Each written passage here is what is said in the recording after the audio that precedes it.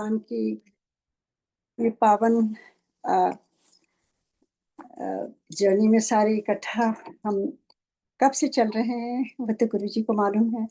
और आज कोटि रुद्र संहिता अ, जो आज हम शुरू कर रहे हैं, कोटि रुद्र संहिता। और आपने पिछले जो अ, शत रुद्र संहिता था उसमें महादेव के उनके अवतारों के बारे में कितना सुंदर, और कितने अवतार और किस प्रकार से और कैसे, और उनके पीछे क्या क्या उनकी कथाएं थीं और क्या क्या सीख थी उसमें।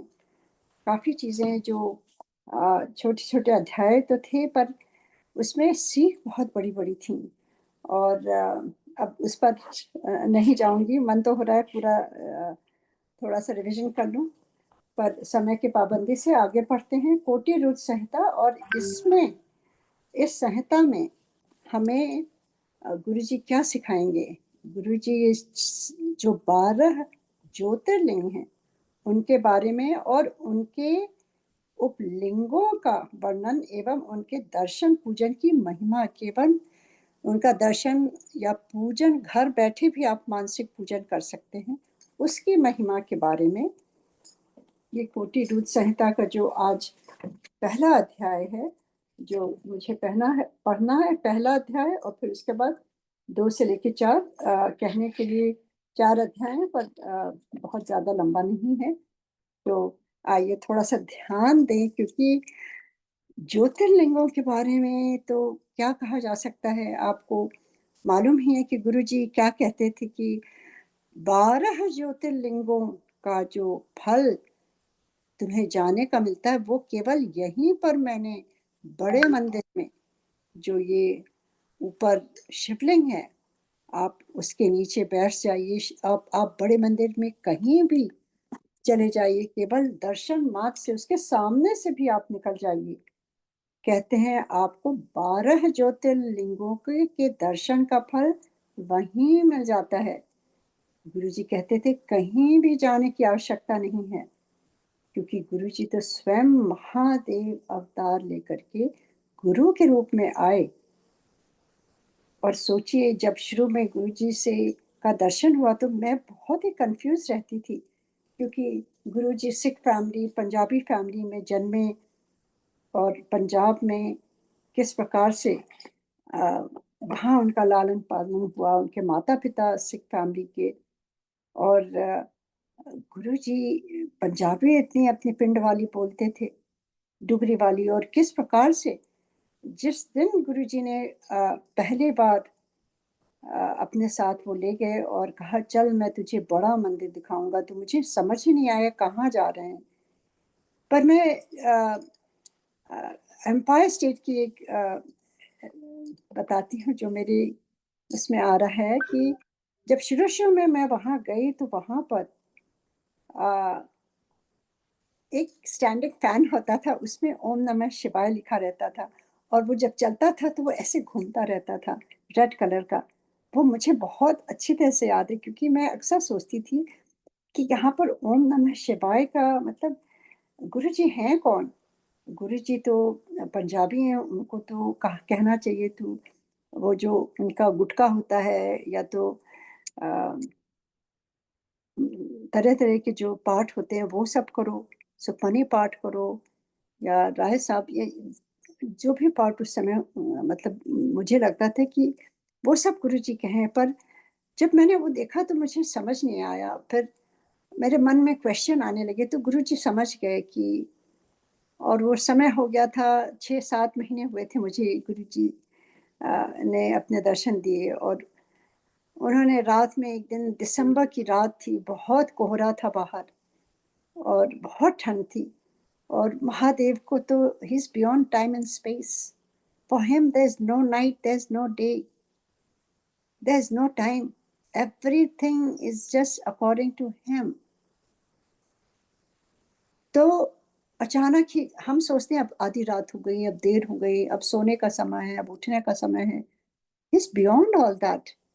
He doesn't need any sleep, he can go on, he doesn't need any food. हमारे लिए उन्होंने ये शरीर धारण किया था, पर ना उनको भूख लगती थी, ना प्यास लगती थी। He was just his body was just like a covering, because अवतार लेके आते हैं, पर उनका जो एसेंस था that was just beyond.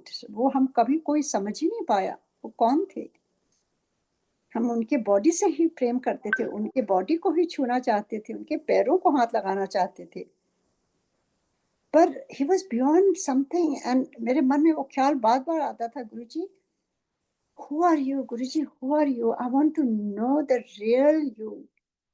I feel this is just a facade you're sitting here, this like a shell, like a covering. जैसे आता है ना कितने अध्यायों में आवरण, आवरण is like layers. There's a covering of layers and layers. तो मुझे लगता था गुरुजी के ऊपर भी कवरिंग है, ये लेयर है शरीर की उनकी, ये बॉडी की है, but he is not this. He has come like this in a human form, but he's not a human person. Nobody can perform things like that what Guruji was doing there, right in front of us. And मैं बचपन से महादेव की पूजा करती थी, मेरे मन में लालसा थी कि मुझे उनके दर्शन करने हैं।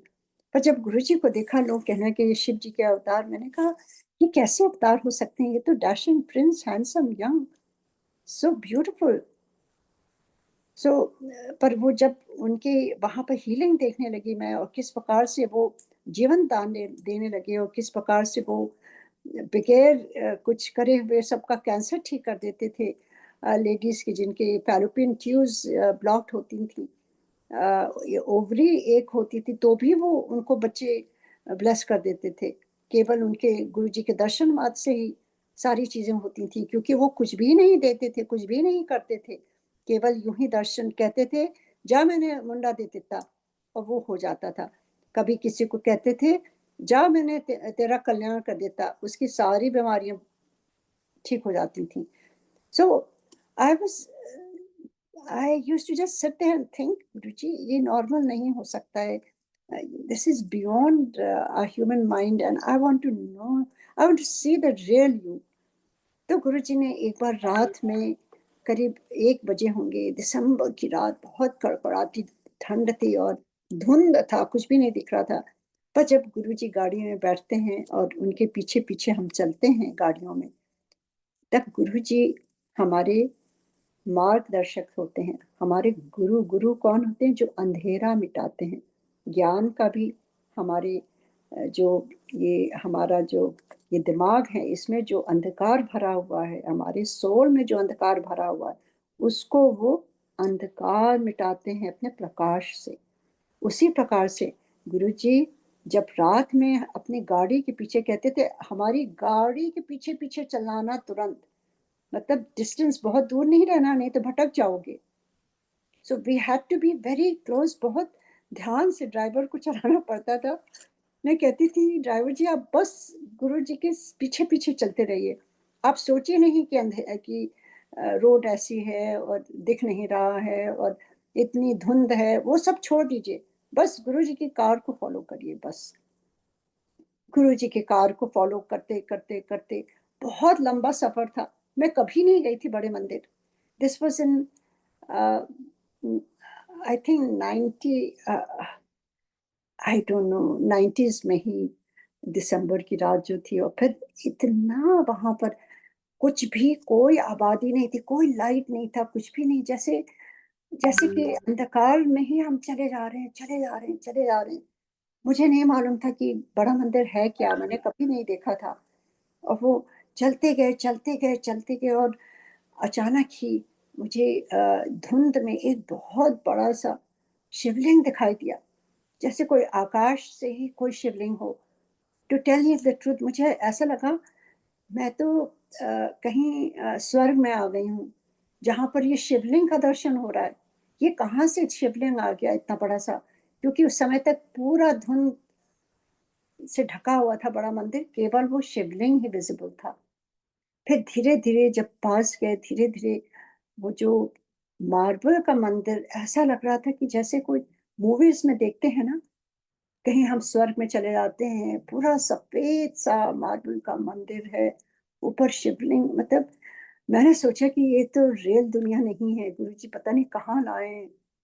आई हैड नो क्लू, कहीं कुछ भी नहीं था।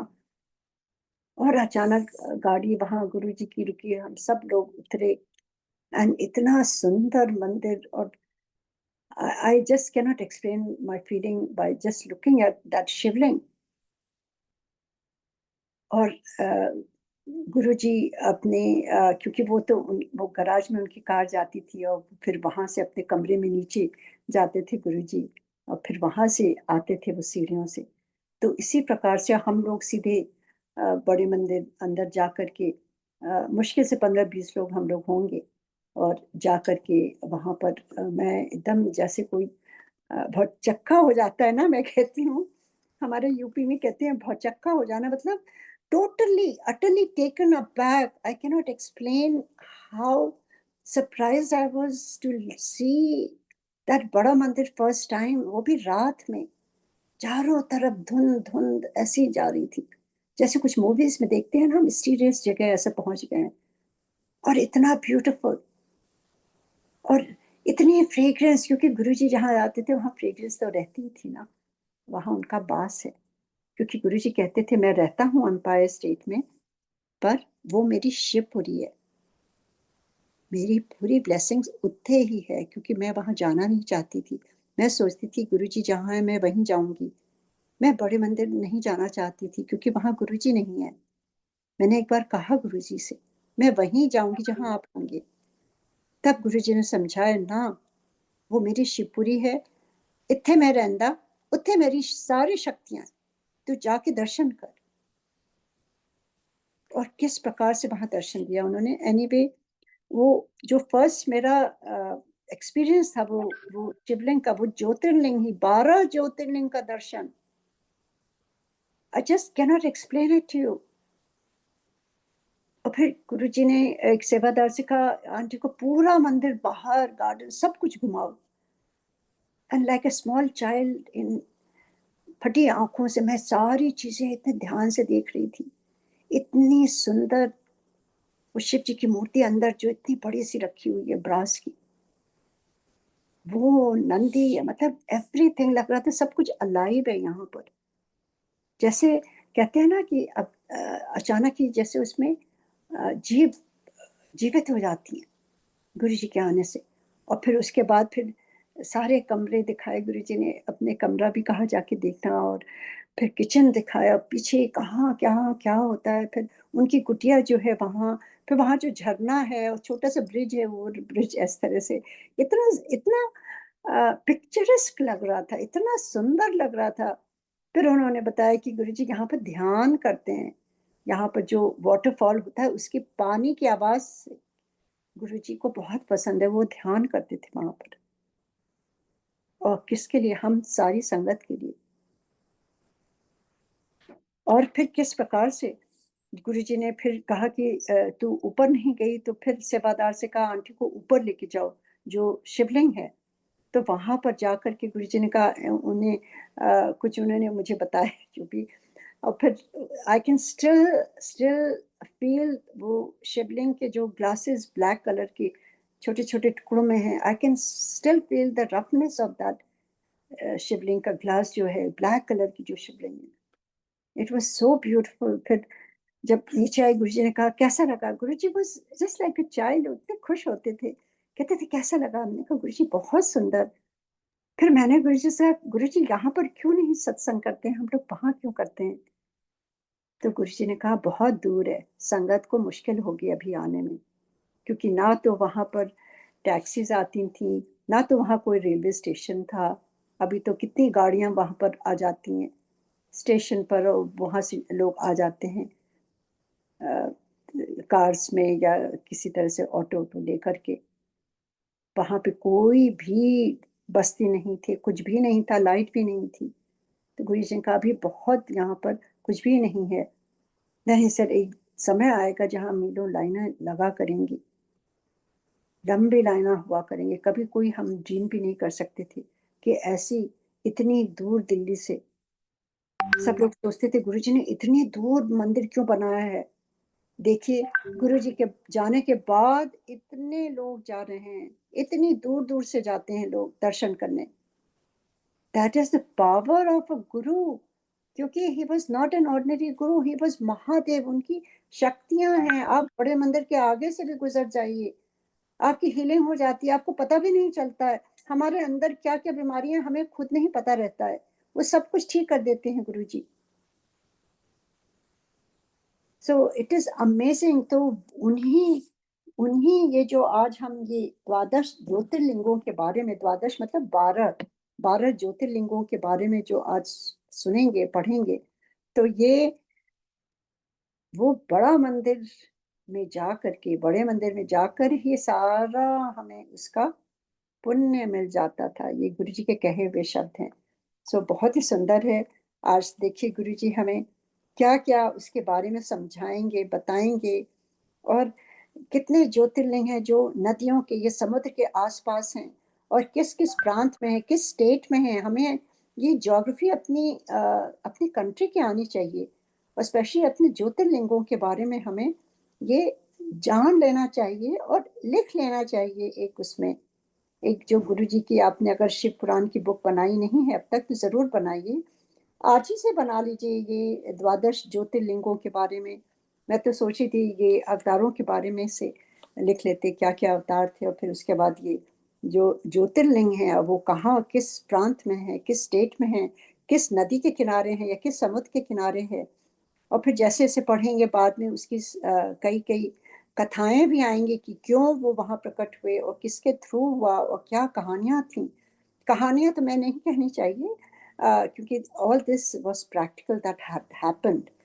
तो उसका महात्म्य क्या है, that is the right word. तो आइए शुरू करते हैं कोटि रुद्र संहिता का द्वादश ज्योतिर्लिंगों तथा उनके उपलिंगों का वर्णन एवं उनके दर्शन पूजन की महिमा।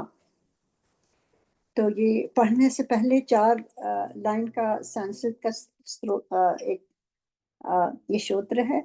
जो संस्कृत तो मैंने कभी सीखी नहीं है, स्पेशल एलिमेंट्री हिंदी ही पढ़ी है इंग्लिश मीडियम स्कूल से। सेंट मेरीज कॉन्वेंट मेरा इलाहाबाद का जो स्कूल रहा है, पर मुझे हमेशा हिंदी और संस्कृत में रुचि जरूर रही है, क्योंकि मुझे बताया जाता था कि ये संस्कृत जो है ये भगवानों की लैंग्वेज है।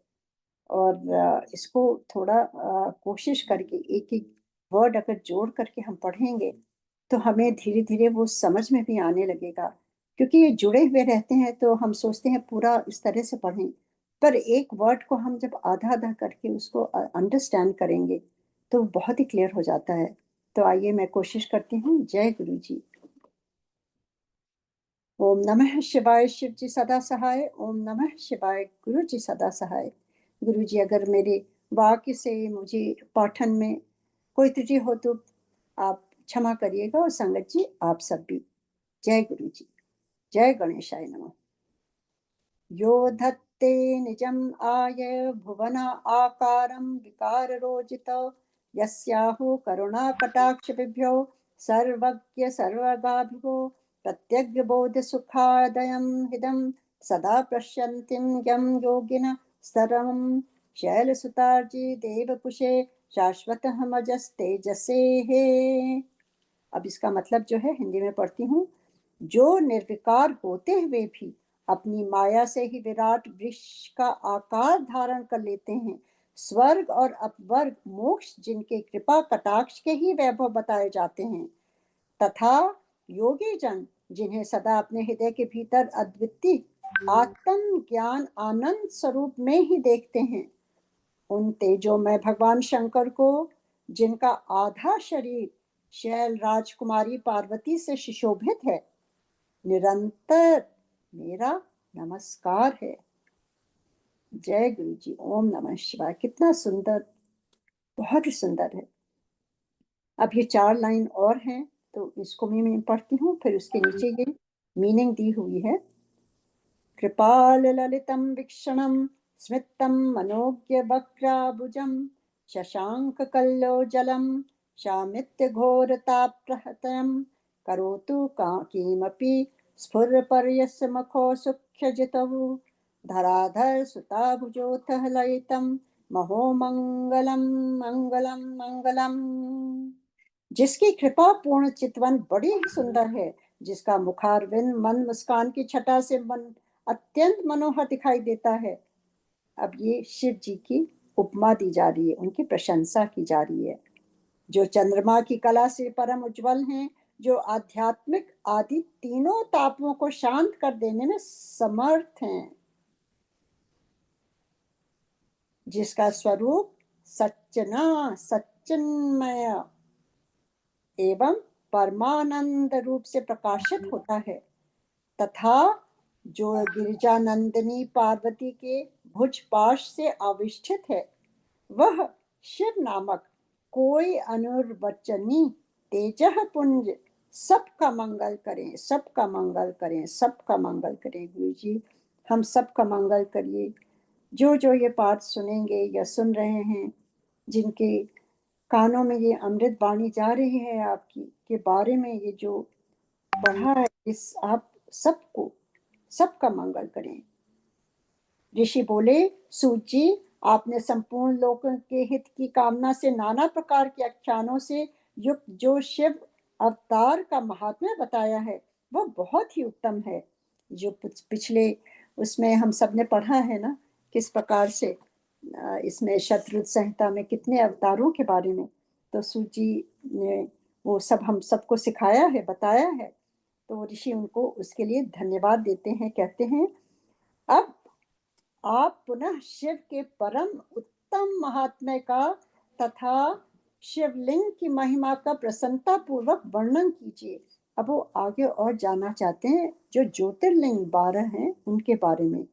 आप शिव भक्तों में श्रेष्ठ हैं, अतः धन्य हैं प्रभो। आपके मुखारविंद से निकले हुए भगवान शिव के सुरंभ यश रूपी अमृत का अपने कर्ण पुटों द्वारा कान पान करके हम तृप्त नहीं हो रहे हैं, मतलब कानों से सुनकर आपके अमृत वचन हम तृप्त नहीं हो रहे हैं, अतः फिर उसी का वर्णन कीजिए। व्यास शिष्य भूमंडल में तीर्थ तीर्थ में जो जो शिवलिंग हैं अथवा अन्य स्थलों में भी जो जो प्रसिद्ध शिवलिंग विराजमान हैं, परमेश्वर शिव के उन सभी दिव्य लिंगों का समस्त लोगों के हित की इच्छा से आप वर्णन कीजिए।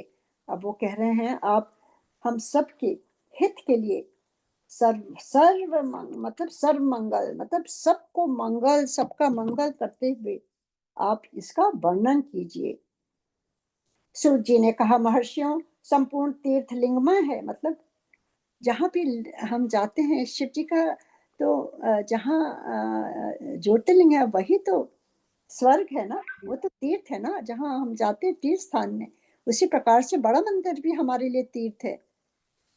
मैं तो घर बैठे बैठे ही रोज सुबह यहाँ पर 6:30 बजे होते हैं गर्मी में, और 5:30 बजे होते हैं सुबह के, जो बड़े मंदिर से लाइव आता है आधे घंटे का, जो जो जो शिवलिंग, जो वहाँ का मंदिर का दर्शन, और फिर उसके बाद उसके साथ साथ जो जाप चलता रहता है, उसी से मेरी सुबह शुरू होती है। ये गुरु जी की बहुत बड़ी कृपा है। किस प्रकार से मैं कहीं भी रहूं, वो समय केवल गुरु जी के बड़े मंदिर के दर्शन का और उसके साथ साथ गुरु जी के जाप करने का समय होता है। आपके यहाँ शाम होती है, यहाँ पे सुबह होती है, तो आप शाम को जाप करते हैं या दर्शन करते हैं, मैं सुबह करती हूँ यहाँ। कितना अच्छा प्रबंध गुरु जी ने किया हुआ है, बहुत धन्यवाद गुरु जी का। तो कहते हैं कि महर्षियों संपूर्ण तीर्थ लिंग में है, सब कुछ लिंग में ही प्रतिष्ठित है, उन शिवलिंगों की कोई गणना नहीं है, तथापि मैं उनका किंचित वर्णन करता हूँ। जो कोई भी दृश्य देखा जाता है तथा जिसका वर्णन एवं स्मरण किया जाता है, वह सब भगवान शिव का ही रूप है। कितना सुंदर है। कोई भी दृश्य देखा जाता है, जिधर भी नजर जाती है, वो सब स्मरण क्या कराता है कि वह सब भगवान शिव का ही रूप है, और हम सब भी वही रूप हैं। कहते हैं ना, अहम ब्रह्मासि, मैं भी शिव तुम भी शिव, हम सब उन्हीं के यहाँ से आए हैं, और उन्हीं की एक, जो कहते हैं एक अंग, चिंगारी जो है वो हम सब में है वो।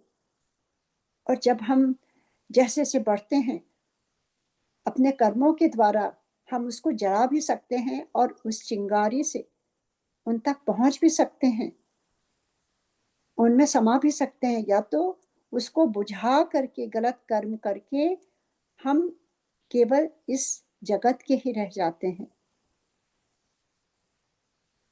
तो ये समझना है कि we all belong to Shiv, we all have that spark in us. It's up to us with our own karma, we can do anything, we can get moksha also, we can just experience everything that nobody can experience. If you sit in dhyan, if you become Shivmay, anything is possible. Because कहते हैं ना aham brahmasi, we all are one part of it, we are part of him. So when we come on this earth, we come with that spark, but हम अपने कर्मों से free will दी रहती है। अच्छे बुरे कर्म सब कुछ हमारे हाथ में है, वो ईश्वर का कोई रोल नहीं है। वी हैव टू, जैसे जैसे बड़े होते हैं, बचपन में एकदम कहते हैं ना भगवान स्वरूप होते हैं बच्चे, भोले भाले। फिर दुनिया की हवा लगती है, बड़े होते हैं, फिर चतुराई आने लगती है। फिर हम सोचते हैं चतुराई बहुत आवश्यक है आजकल के जीवन में। I don't think so. जितने हम भोले बन के रहेंगे उतने ही सौम्य रहेंगे। अगर हम उनसे जुड़े हैं, वो खुद सब हम सब का ख्याल कर रहे हैं, हमें अच्छे कर्म करते रहना है। कई लोग कहते थे आजकल के टाइम में तो सच कोई नहीं बोलता है। I don't agree with that. सब कहते हैं ये कलयुग है, कलयुग में झूठ बोलना पड़ता है, कलयुग में धोखा देना पड़ता है, कलयुग में ये करना होता है, वो करना होता है। तभी तो हम सब ने मिलके कलयुग बनाया है। तो ये बहुत आवश्यक है इसको समझना यहाँ पर कि जो कोई भी दृश्य देखा जाता है तथा जिसका वर्णन एवं स्मरण किया जाता है, वह सब भगवान शिव का ही रूप है। कोई भी वस्तु शिव के स्वरूप से भिन्न नहीं है। साधु शिरोमणियों, भगवान शंभु ने सब लोगों पर अनुग्रह करके, अनुग्रह का मतलब यहाँ पर है ब्लेस करके, आपको आशीर्वाद दे करके, आशीर्वाद करने के लिए ही देवता हैं। असुर, अब मैं इसको फिर से पढ़ती हूँ, भगवान शंभु ने सब लोगों पर अनुग्रह करने के लिए ही देवता, असुर और मनुष्यों सहित तीनों लोकों को लिंग रूप से व्याप्त कर रखा है। समस्त लोगों पर कृपा करने के उद्देश्य से ही भगवान महेश्वर तीर्थ तीर्थ में और अन्य स्थलों में भी नाना प्रकार के लिंग धारण करते हैं। तो देखिए हर जगह वो है ना, भारतवर्ष में तो देखिए कितने स्टेट में, कितनी जगह पर ये ज्योतिर्लिंग हैं, वो स्वयं वहां समाये हुए हैं। तभी तो हर जगह कितनी पूजा हो रही है। चाहे हम कितने भी वेस्टर्नाइज हो जाएं, कितने भी हम इंग्लिश बोलने लगे, कितने भी हम वेस्टर्न कपड़े पहन लें या उनके खाने खा लें, पर हमारी जो आत्मा है ना, वो पूरी तरह से भक्ति में डूबी रहती है। इंडिया में ही इतनी भक्ति है, चाहे कैसा भी समय हो, हर घर में एक टाइम तो दिया जलता ही जलता है। व्रत होता है, एकादशी, पूर्णमासी, हर महीने कितने व्रत होते हैं, हर महीने कितने उत्सव होते हैं। राखी हो, दशहरा हो, दिवाली हो, माता रानी के नवरात्रि हो, महाशिव का जो महा उनका जो पूरा मंत्र अभी जो निकला है सावन का, अब गणेश जी का, फिर पितरों का, मतलब ये पूरा देश हमारा शिव में ही तो है। हर दिन वहां कुछ आनंदित होकर के सब कुछ मनाया जा रहा है। और किस प्रकार से ज्योतिर्लिंग कितने प्रांतों में समाया हुआ, उस वो भूमि तो पूजनीय है। चाहे वो विश्वनाथ बनारस की, चाहे वो साउथ में रामेश्वर, कहीं भी आप पहुंच जाइए। तो यही वो बता रहे हैं कि समस्त लोगों पर कृपा करने के उद्देश्य से ही भगवान महेश्वर तीर्थ तीर्थ में और अन्य स्थलों में भी नाना प्रकार के लिंग धारण करते हैं। जहां जहां जब जब भक्तों ने भक्ति पूर्वक भगवान शंभु का स्मरण किया, तहां तहां तब तब अवतार ले कार्य करके वे स्थित हो गए। मतलब हम सब के लिए वो वहीं स्थित हो गए। अवतार लेकर के वो वहीं स्थित हो गए, जैसे गुरु जी वहीं स्थित हो गए ना, तभी तो इतनी भीड़ लगी रहती है वहां पर। There something in there. ऐसे थोड़ी ना कोई जाएगा बड़ा मंदिर। There that pull, that magnetic pull, because वहां पर भी वो शिवलिंग है। वो गुरुजी कह गए 12 शिवलिंग ज्योतिर्लिंगों का समागम जो है वो यहीं पर है। कहते हैं बड़े मंदिर में आप कहीं भी बैठ कर ध्यान कर लीजिए, आपका ध्यान इतना अच्छा लगेगा और उन तक पहुंच जाता है। कितनी हीलिंग हो रही है वहां पर, जाने मात्र से ही। मेरे खुद के इतने एक्सपीरियंस है।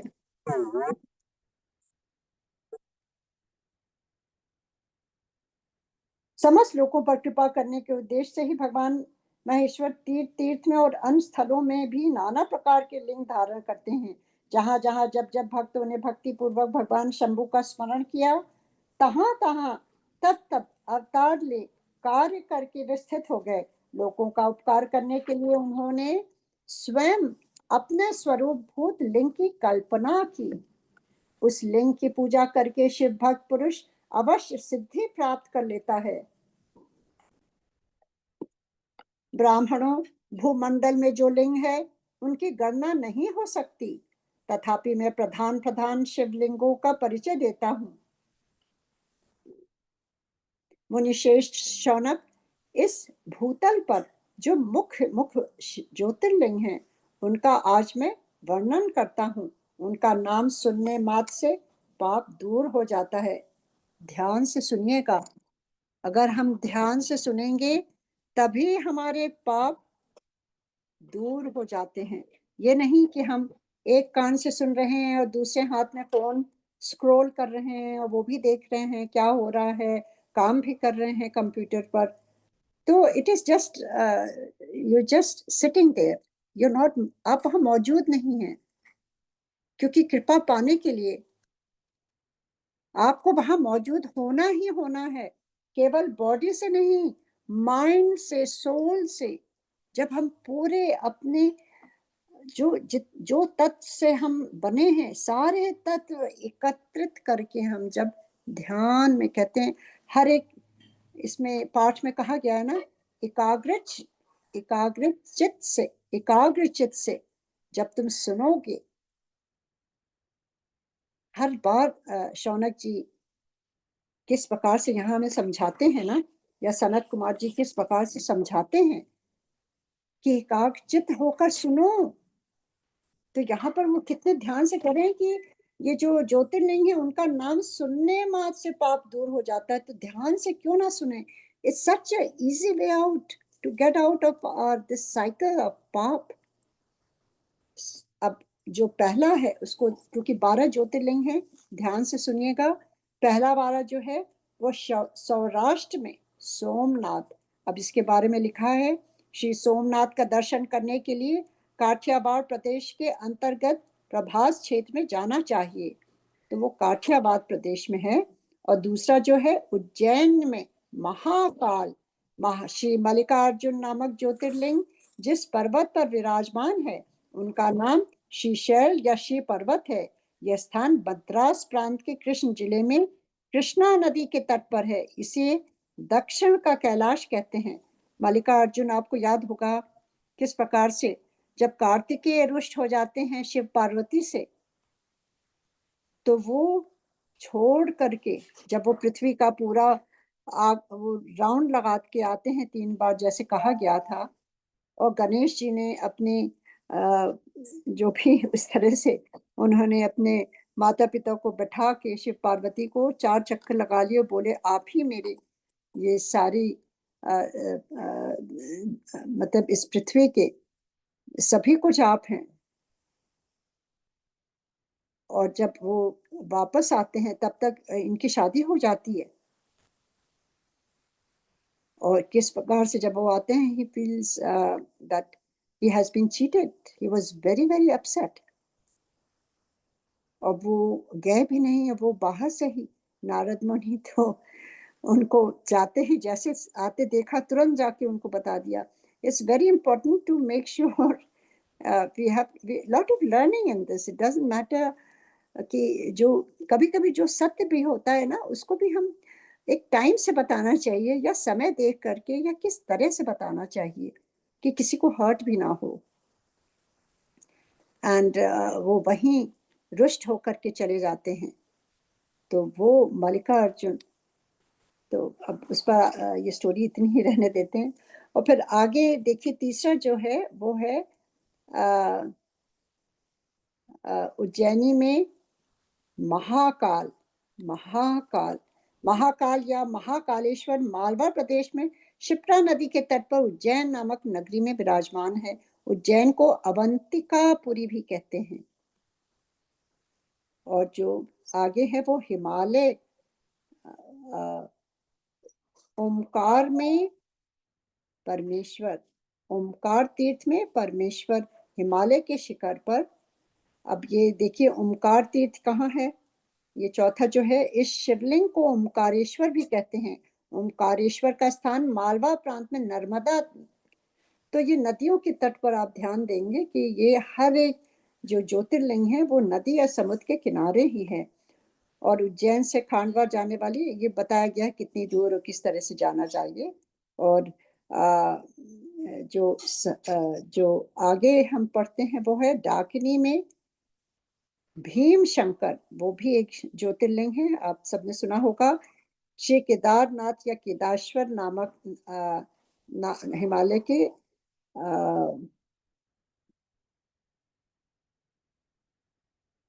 हाँ, दाकिनी में भीम शंकर, ये छठा है। और ये इसमें जो यहाँ पर लिखा हुआ है वो कहते हैं कि अ, जो केदारनाथ है वो तो आप जानते हैं कि वो केदार के नामक शिखर पर स्थित है, केदार पर हिमालय के केदार में। और ये अलकनंदा नदी के किनारे है। और श्री बद्रीनाथ अवस्थित हैं, और पश्चिम में मंदाकिनी के किनारे केदारनाथ विराजमान है। ये हरिद्वार के पास है। और फिर जो छठा है वो श्री भीम शंकर का स्थान बंबई से पूर्व पूना से, मतलब पूना और इसके पास है, भीम नदी के किनारे, वो वहाँ पर्वत पर है। ये स्थान कहते हैं कि किस तरह से आप पहुँच सकते हैं, ये सब लिखा हुआ है।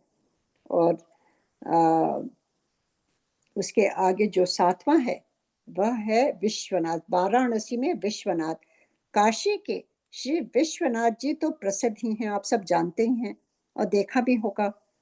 काशी का तो पूरा मतलब वो बदल ही गया है, कितना सुंदर बन गया है।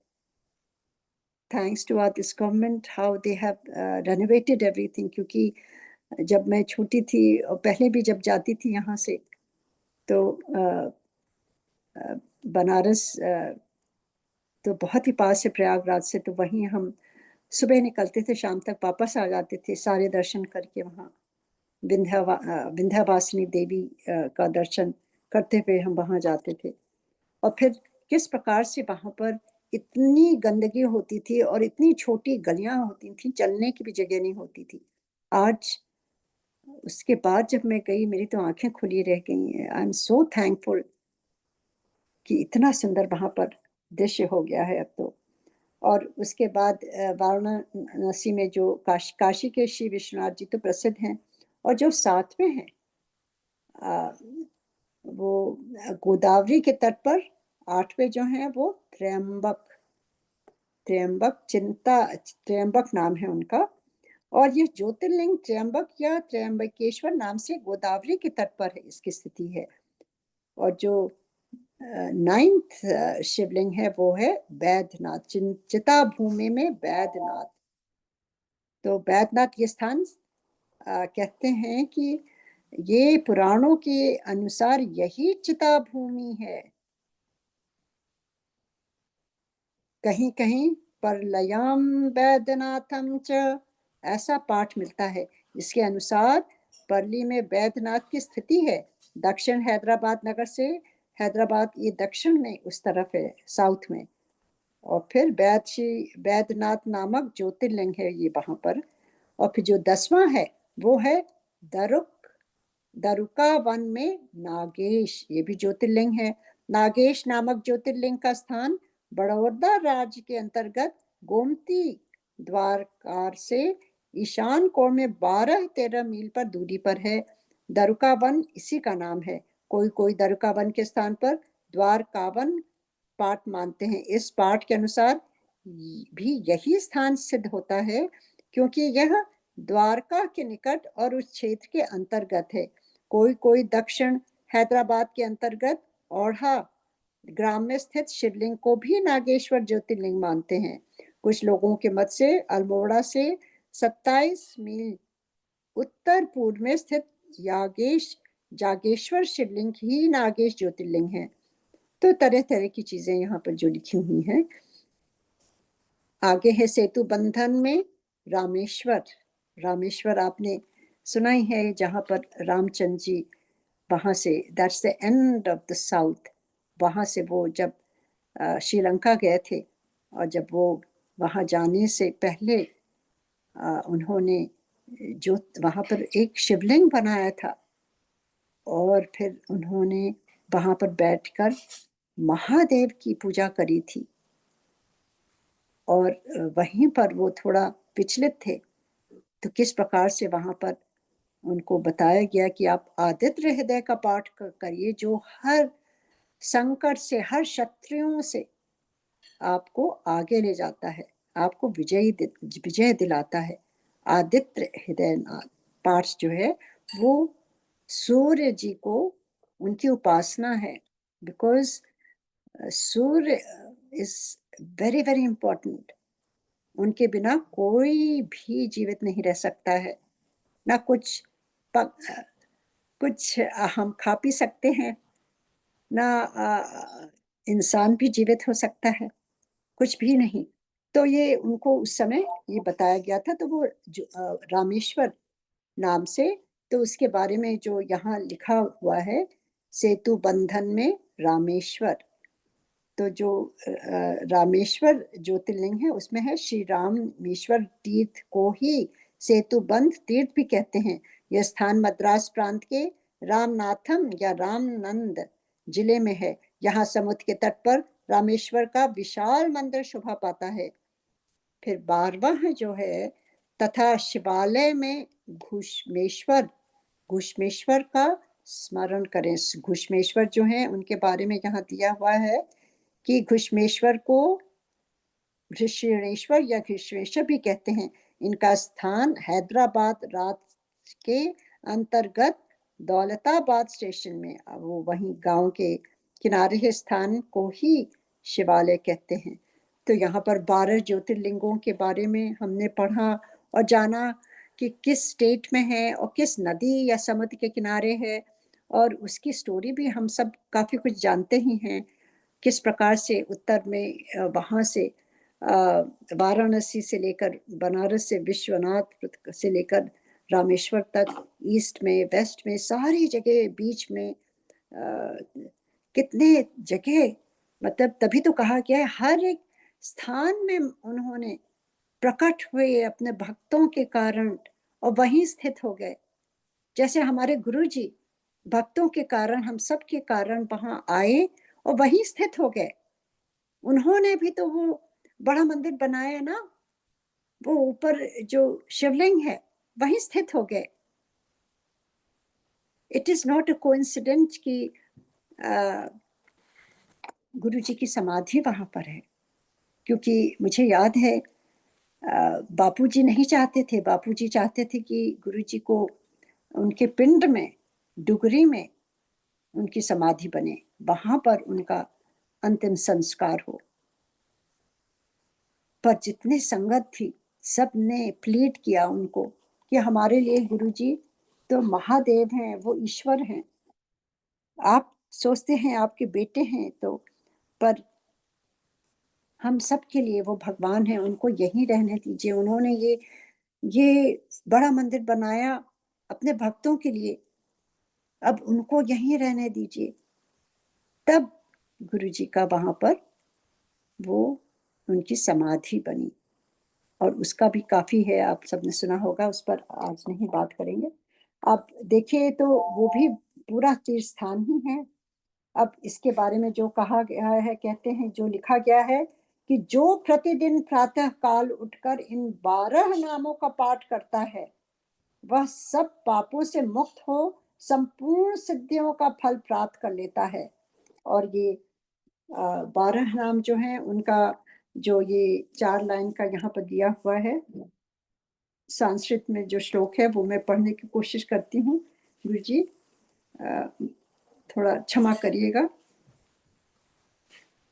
सौराष्ट्रे सोमनाथं च श्रीशैले मल्लिकार्जुनम् उज्जैने महाकालम् ओंकारे परमेश्वरं केदारं हिमवृष्ठे डाकिनां भीमशंकरं वाराणस्याः च विदेश्वर त्र्यंबकं गोमती तटे वैद्यनाथं चिताभूमौ नागेशं दरुकावने सेतुबन्ध च रामेशः घुष्मेश्वरः तु शिवालये द्वादशैतानि नमामि प्रातरुत्थाय पठेत सर्वपापमुक्तं सर्वसिद्धिफलं लभेतः। जय गुरु जी। ओम नमः शिवाय। मुनीश्वरों, जिस जिस मनोरथ को पाने की इच्छा रखकर शेष मनुष्य इन 12 नामों का पाठ करेंगे वे इस लोक व परलोक में इस उस मनोरथ को अवश्य प्राप्त करेंगे। जो शुद्ध अंतःकरण वाले पुरुष निष्काम भाव से इन नामों का पाठ करेंगे उन्हें कभी माता के गर्भ से में निवास नहीं करना पड़ेगा। मतलब आपको जीवन के आवागमन से मुक्ति मिल जाएगी। You will be beyond this cycle of birth and death. इन सब के पूजन मात्र से ही यह लोक में समस्त वर्णों के लोगों के दुखों का नाश हो जाता है और परलोक में उन्हें अवश्य मोक्ष प्राप्त होता है। इन 12 ज्योतिर्लिंगों का नैवेद्य यत्न पूर्वक ग्रहण करना खाना चाहिए। तो देखिए जो ज्योतिर्लिंग जो गुरुजी कहते थे ये 12 ज्योतिर्लिंगों का समागम ये बड़ा मंदिर है। तो यहाँ पर गुरुजी कहते थे ना कि जो तुम खा रहे हो ये कोई खाना नहीं है, ये दवाई है, ये प्रसाद है। तभी गुरुजी इतना कहते थे, जोर देते थे लंगर खा के जाओ, खा के जाओ। तो यहाँ पर ये लिखा हुआ है ना, मैं फिर से पढ़ती हूँ। इन 12 ज्योतिर्लिंगों का नैवेद्य यत्न पूर्वक ग्रहण करना चाहिए। गुरु जी कहते थे तुम्हारे नवरात्रे भी हों, कोई तुम्हारा चाहे फास्ट हो, वो उसके लिए भी कहते थे ये तुम्हारा महाप्रसाद है, तुम महादेव के सामने हो। तो भी कई कई लोग हम समझते ही नहीं थे, कभी सोचा ही नहीं था कि ऐसा कभी कलयुग में हो सकता है। दिमाग में डाउट्स रहते थे, नहीं मेरा व्रत है, नहीं मुझे ये माता की नवरात्रि हैं, ये हम नहीं खा सकते, इसमें प्याज है, इसमें लहसुन है, उसी में हम पड़े रह गए।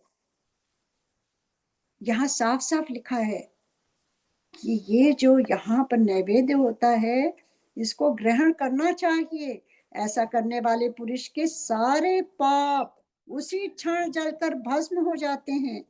कितना आवश्यक है वहां पर खाना, वहां पर आपको प्रसाद ग्रहण करना चाहिए, चाहे जो भी हो। आप उससे कोई मोटे नहीं हो जाएंगे या आपकी शुगर नहीं बढ़ जाएगी या आपको हार्ट अटैक नहीं होगा। सब कुछ उल्टा ही करते हैं गुरुजी। और उस पर ये लिखा है ग्राम हमेशा च नैवेद्यम भोजनीय प्रत्नत तत्कुरुतम सर्व पापानि पश्च साधंति वैवस्त्रात्। यह मैंने ज्योतिर्लिंगों के दर्शन और पूजन का फल बताया। अब ज्योतिर्लिंगों के उपलिंग बताए जाते हैं, मतलब उनके अंदर भी जो कई ज्योतिर्लिंग है उनके बारे में है।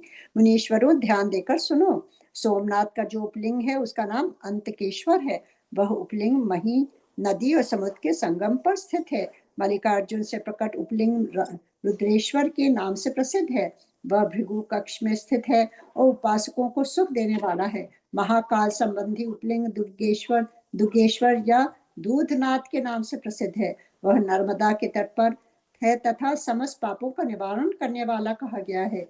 ओमकारेश्वर संबंधी उपलिंग कर्दमेश्वर के नाम से प्रसिद्ध है। वह बिंदु सरोवर के तट पर है और उपासक को संपूर्ण मनोवांछित फल प्रदान करता है। केदारेश्वर संबंधी उपलिंग भूतेश्वर के नाम से प्रसिद्ध है और यमुना तट पर स्थित है। जो लोग उसका दर्शन और पूजन करते हैं उनके बड़े से बड़े पापों का वह निवारण करने वाला बताया गया है। मतलब जो उपलिंग हैं ज्योतिर्लिंग के, वो भी बहुत पावरफुल हैं। भीम शंकर के संबंधी उपलिंग भीमकेश्वर के नाम से प्रसिद्ध है। वह भी सह पर्वत पर ही स्थित है और महान बल की वृद्धि कराने वाले हैं। नागेश्वर संबंधी उपलिंग का नाम भी भूतेश्वर ही है। वह मलिका सरस्वती के तट पर स्थित है और दर्शन करने मात्र से सब पापों को हर लेता है। रामेश्वर से प्रकट हुए उपलिंग को गुप्तेश्वर और घुमेश्वर से प्रकट हुए उपलिंग को बाघेश्वर कहा गया है। ब्राह्मणों, इस प्रकार यहाँ मैंने ज्योतिर्लिंगों के उपलिंगों का परिचय दिया। ये दर्शन मार्ग से पापहारी तथा संपूर्ण अभीष्ट के दाता होते हैं। मुनिवरों, ये मुख्यता को प्राप्त हुए प्रधान प्रधान शिवलिंग बताए गए। अब अन्य प्रमुख शिवलिंगों का वर्णन सुनो। ये पहला अध्याय था। अब ये 2 से 4, ये एक ही पेज का है, बहुत जल्दी ही खत्म हो जाएगा। आइए इसको भी पढ़ते हैं। काशी आदि के विभिन्न लिंगों का वर्णन तथा अत्रेश्वर की उत्पत्ति के प्रसंग में गंगा और शिव के अत्रि के तपोवन में नित्य निवास करने की कथा। आप सब जानते हैं अत्रि कौन थे, उनके बारे में आइए पढ़ते हैं। सूत जी कहते हैं, मुनीश्वरों, गंगा जी के तट पर मुक्तिदायिनी काशीपुरी सुप्रसिद्ध है। काशीपुरी आप सब जानते ही हैं, गंगा जी के निकट। वह भगवान शिव की निवास स्थली मानी गई है। उसे शिवलिंग मई ही समझना चाहिए।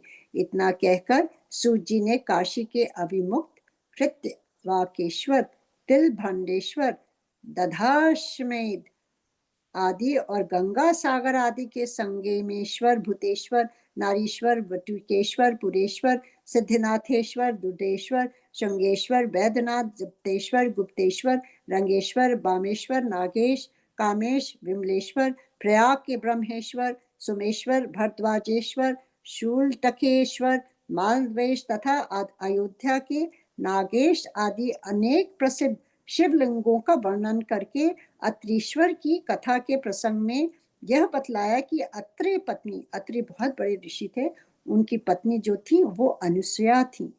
तो बतलाया कि अत्रि पत्नी अनुसुया पर कृपा करके गंगा जी वहां पधारी। अनुसुया ने गंगा जी से सदा वहां निवास करने के लिए प्रार्थना की। तब गंगा जी ने कहा, अनुसुये, यदि तुम 1 वर्ष तक की हुई शंकर जी की पूजा और पति सेवा का फल मुझे दे दो, तो मैं देवताओं का उपकार करने के लिए यहाँ सदा स्थित रहूंगी। मतलब उन्होंने कहा कि तुम जो इतना पूजा पाठ करती हो, तो 1 वर्ष की जो तुम्हारे शंकर जी की जो पूजा पाठ और पति सेवा करती हो, वो उसका उपकार मुझे दे दो, मतलब उसका फल मुझे दे दो, तब मैं यहाँ रहूंगी। तब पतिव्रता का दर्शन करके मेरे मन को जैसे प्रसन्नता होती है, वैसी दूसरे उपायों से नहीं होती। सती अनुसुया, मतलब वो कह रही हैं कि जो स्त्री इतनी पतिव्रता होती है, उसका दर्शन मात्र से ही कल्याण हो जाता है। तो कहती हैं, यह मैंने तुमसे सच्ची बात कही है। पतिव्रता स्त्री का दर्शन करने से मेरे पापों का नाश हो जाता है। कितनी बड़ी बात कही है। और मैं विशेष शुद्ध हो जाती हूँ, क्योंकि पतिव्रता नारी पार्वती के समान पवित्र होती है। अतः यदि तुम जगत का कल्याण करना चाहती हो और लोक हित के लिए मेरी मांगी हुई वस्तु मुझे देती हो, तो मैं अवश्य यहाँ स्थिर रूप से निवास करूंगी। सूजी कहते हैं, मुनियों, गंगा जी की यह बात सुनकर पतिव्रता अनुसुया ने वर्ष भर का वह सारा पुण्य उन्हें दे दिया।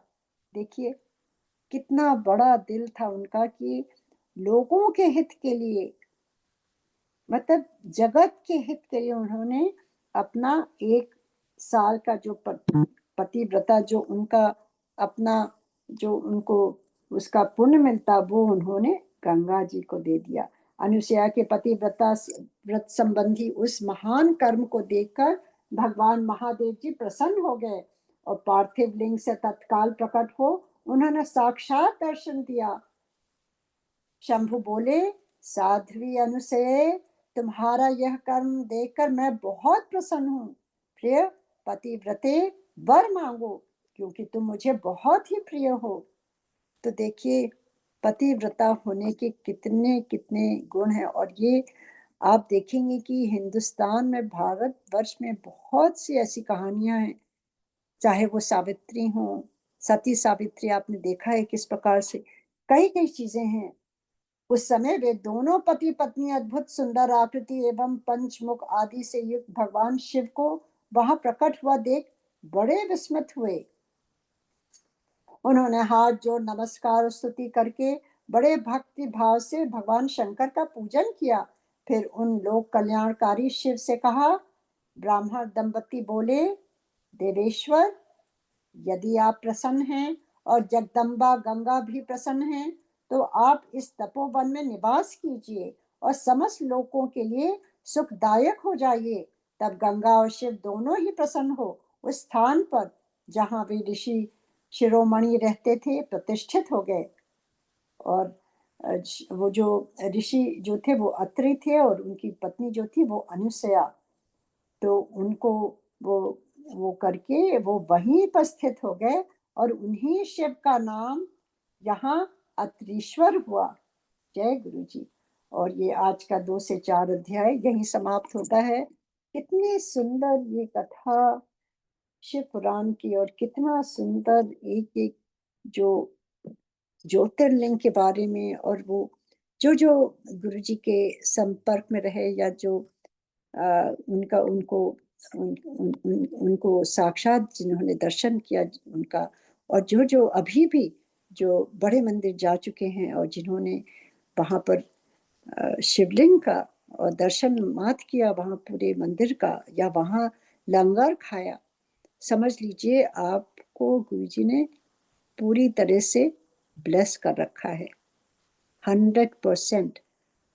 और बजाय हम किसी तीर्थ स्थान में जाएं, सोचें कि हम सारे शिवलिंग ज्योतिर्लिंग में दर्शन करें, या हम यहाँ जाएं वहाँ जाएं, कहीं भी जाने की ये मेरी है, क्योंकि मेरी कहीं हुई नहीं है, ये यहाँ पर लिखा हुआ है इसमें।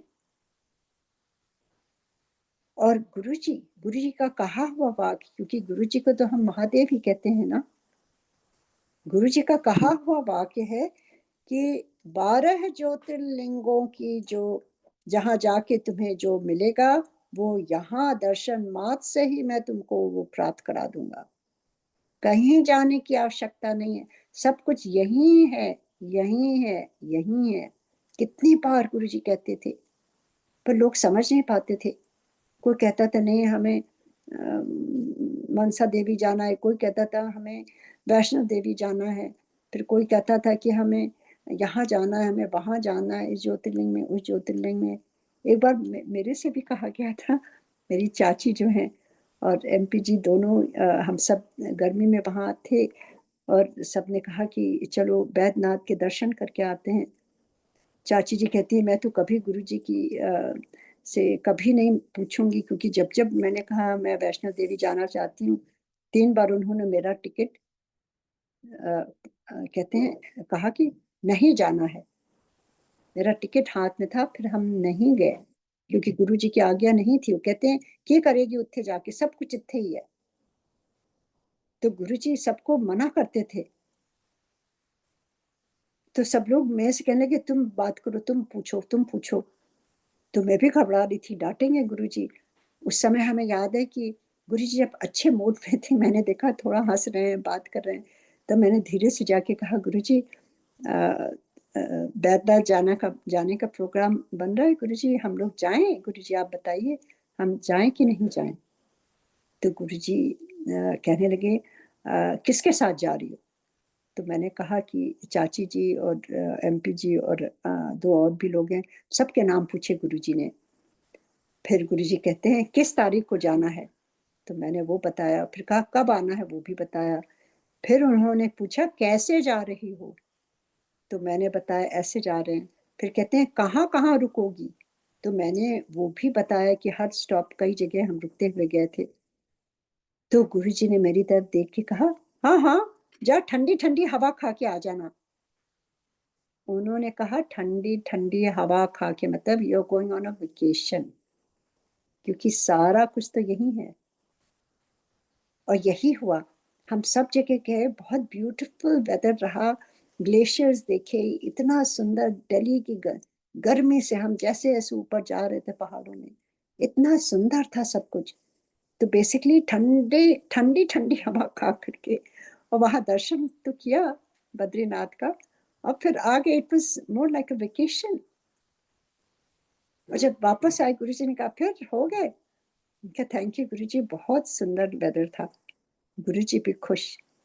तो गुरु जी तो अपने भक्तों के लिए सब कुछ अलाउ भी कर देते थे, पर वो एक बात ही जो बोला उन्होंने कि जाओ ठंडी ठंडी हवा खा के आओ, ये नहीं कहा कि तुम जाओ दर्शन करके आओ। दर्शन तो उनका कर लिया तो पूरे जहान का कर लिया, सारी सृष्टि का दर्शन कर लिया। क्योंकि अभी यहाँ पढ़ा है ना कि वो सर सर सब जगह व्याप्त हैं। अपने जो उनके जो जितने भक्त हैं उनके लिए वो प्रकट हो जाते हैं ज्योतिर्लिंग में और वहीं स्थित हो जाते हैं। तो गुरुजी वहीं स्थित हो गए बड़े मंदिर में, कहीं नहीं गए हैं। अब वो बात दूसरी, उनकी शक्तियां चारों तरफ फैली हुई हैं। अब तो वो बॉडी में नहीं है ना, वो अब निराकार रूप में है। पहले वो साकार रूप में थे। साकार रूप में आपको अवतार लेके आना पड़ता है। फिर you have to go through the nature, जो आपका नेचर सब डिसाइड करता है। आपके बॉडी जो रहती है, you have to go through the that pattern, you have to follow those rules of nature. आप अगर आप को सफरिंग भी होती है, because you have a body, gross body है। और गुरुजी अब उसके बियॉन्ड चले गए। गुरुजी ने एक बार मेरे से कहा था, मेरी तबीयत नहीं ठीक है, मैं बॉडी में जकड़ा हुआ हूँ। I didn't understand. I tried to understand so hard. I couldn't understand. It took me very long time. When he revealed himself, that's when I understood. Guruji, ये body में आए हैं, but he's not body. He wants to get out of this body, so he can bless more and more and more. He's restricted because when he heals us, he takes that pain, that जो आपको जो आपका दर्द है, जो आपको जो आपका जो विष है शरीर में, जो आपको इतनी ये प्रॉब्लम कर रहा है, जो आपको इतनी बीमारियां हैं, वो गुरु जी अपने बॉडी में ले लेते थे। And because he came in avatar form and body, his body had to go through the normal process. Pain and suffering उनको भी हमारी वजह से होती थी।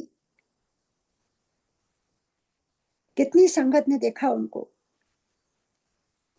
And that's when he decided to go beyond his body, because संगत इतनी बढ़ने लगी, इतनी बीमारियां बढ़ने लगी, ये कलयुग और बढ़ने लगा, और झूठ होने लगा, और लोग एक दूसरों के आगे बढ़ने से उनको पैर खींचने लगे। फिर वो लोग कहने लगे, गुरुजी आप इनको क्यों ब्लेस करते हैं, ये नहीं डिजर्विंग है, आप मुझे ब्लेस करो। वो घोर कलयुग। Guruji decided it's time for him to leave before the world becomes more ugly and ugly and ugly. And he knew he had to go beyond this body, because he knew कि आगे चल करके कितना problem होगा, कितनी suffering होगी। And he is in body form, he is limited. किसी का कैंसर ठीक करते थे, उन पर असर आता था। किसी को लाइफ देते थे, उनकी लाइफ शॉर्ट हो जाती थी। उस समय नहीं समझे थे हम। उस समय हम रोते रहते थे, रोते रहते थे। मैं भी पागल हो गई थी, बार बार गुरुजी कहती, क्यों चले गए, क्यों चले गए, क्यों चले गए।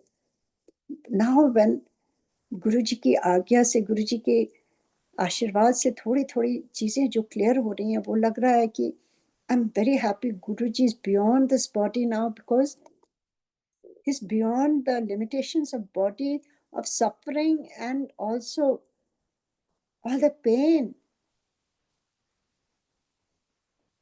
And अब वो हर जगह स्थित हैं। कोई जगह ऐसी नहीं है जहां गुरुजी नहीं है। तभी तो दुनिया में हर एक जगह संगत हो रही है ना।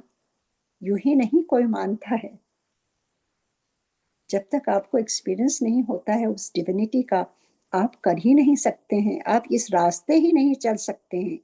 You have to understand, you have to feel that with your soul.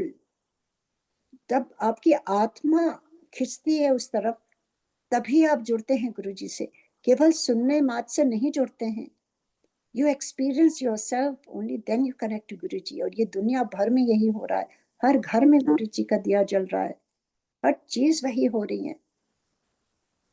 तो बहुत ही सुंदर है, ये बहुत ही सुंदर है। एंड गुरु जी को बहुत बहुत धन्यवाद, गुरु जी को, किस प्रकार गुरु जी आए और उस छोटे से समय में कितने लोगों को समझा के गए और एक्सपीरियंस दे के गए।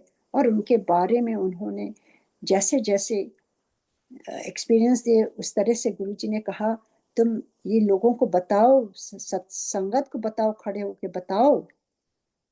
ये बता, ये सत्संग शेयरिंग करते करते करते करते कहाँ से कहाँ आप पहुंच के, कितनी पुरानी संगत निकल के आई है। कितना हमने गुरु जी के बारे में जो छुपा हुआ था वो सब उजागर हुआ है। ये सब गुरु जी का ही प्लानिंग रही है, उनकी वजह से ही सब कुछ हो रहा है। उनकी वजह से ही हम ये शिव पुराण पढ़ पा रहे हैं और उनकी वजह से ही समझ पा रहे हैं। वो स्वयं आते हैं, वही समझाते हैं, वही बताते हैं, वही पढ़वाते हैं, वही सुनवाते हैं। हम अपने से कुछ भी नहीं कर सकते। Thank you Guru ji so much, thank you संगत जी सो मच। और अब हम मंत्र जाप करेंगे और फिर उसके बाद गुरु जी की आरती करेंगे। ओम नमः शिवाय। शिव जी सदा सहाय। ओम नमः शिवाय। गुरु जी सदा सहाय।